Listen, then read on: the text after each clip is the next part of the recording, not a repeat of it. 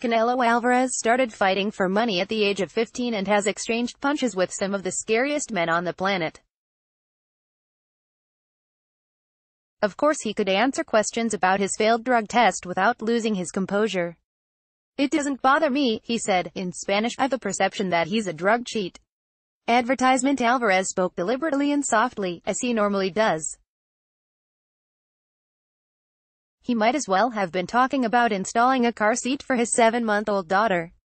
Continuing to make the case that the clenbuterol discovered in his system earlier this year was ingested by accident, Alvarez said he was always moving forward, standing tall, certain of what I am and what I've done. His words and demeanor were convincing, but the history of doping scandals makes this much clearer. Only Alvarez knows if he intentionally used the drug to enhance his performance.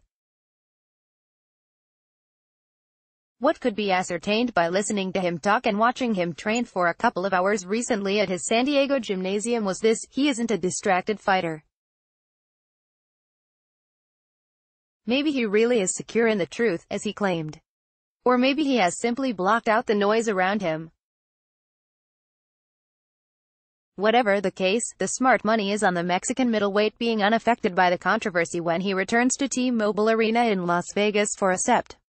15 rematch against Gennady Golovkin. The fight was scheduled for May 5, only to be postponed when Alvarez tested positive for clenbuterol. Alvarez said he was shocked by the news but never panicked over what could happen to his career. "I always remained calm," he said. "In time, things would be clarified by the tests they gave me. In my mind, I didn't have to be thinking about it or, much less, lower my head." The tests include a hair follicle examination, which tested negative for clenbuterol. The results supported the assertion made by Alvarez's camp that he must have ingested the substance eating meat in his native Mexico. Many of the country's farmers give the drug to their cattle to accelerate their growth, resulting in contaminated beef. Then again, the hair follicle test isn't considered 100% reliable. Canelo Alvarez works out at his training facility in San Diego. Hain Palmer IV, San Diego Union-Tribune. Alvarez didn't have a problem with the 6-month suspension he received from the Nevada Athletic Commission. "They knew it wasn't intentional, but you have to respect the rules, too," said Alvarez, who said he didn't know where he might have consumed tainted meat. But as much as Alvarez claimed to be unperturbed by the scandal, there were signs that it weighed on him. He participated in a promotional news conference via satellite rather than appear in person, creating the impression he was in hiding. Alvarez countered by pointing to how he has opened his training camp in recent weeks to select media outlets. "I'm here," he said. Advertisement. Alvarez acknowledged he was bothered by how Golovkin and his trainer, Abel Sanchez, accused him of cheating.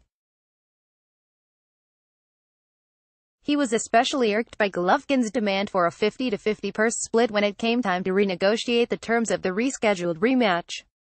Before Alvarez's suspension, Golovkin agreed to a 35% share. Ultimately, Golovkin settled for a little more than 40%. "He comes out and he says he doesn't do it for money, that he does it more to fight," Alvarez said. "That type that says, I don't do it for money, that's what he does it for." His voice remained soft as he said this. That didn't change as he matter-of-factly predicted a knockout victory in the rematch. He said he hurt Golovkin to both the body and head in the first fight. And with gloves with more padding, Alvarez pointed out. The choice of gloves was dictated by an injury to his right hand that he sustained in training. In the rematch, he expects to wear gloves with less padding over the knuckles. "I'm going to start working in the first round to knock him out," he said.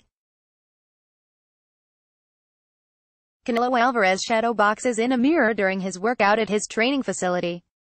Hain Palmer IV, San Diego Union-Tribune. Doing so would be the ultimate redemption. Alvarez re-enlisted in an anti-doping program, which he estimates has subjected him to 15 to 20 drug tests in recent months. Regardless of how effective such programs are in reality, the public will assume he's clean for the rematch so long as he doesn't fail another test. A clear victory over Golovkin likely would be enough to convince spectators that Alvarez was drug-free in their fight last year. But Alvarez isn't convinced he can change people's minds. "The people who have doubts about me or are always going to talk about me, I'm not going to change their minds," he said. "They're always going to be against me."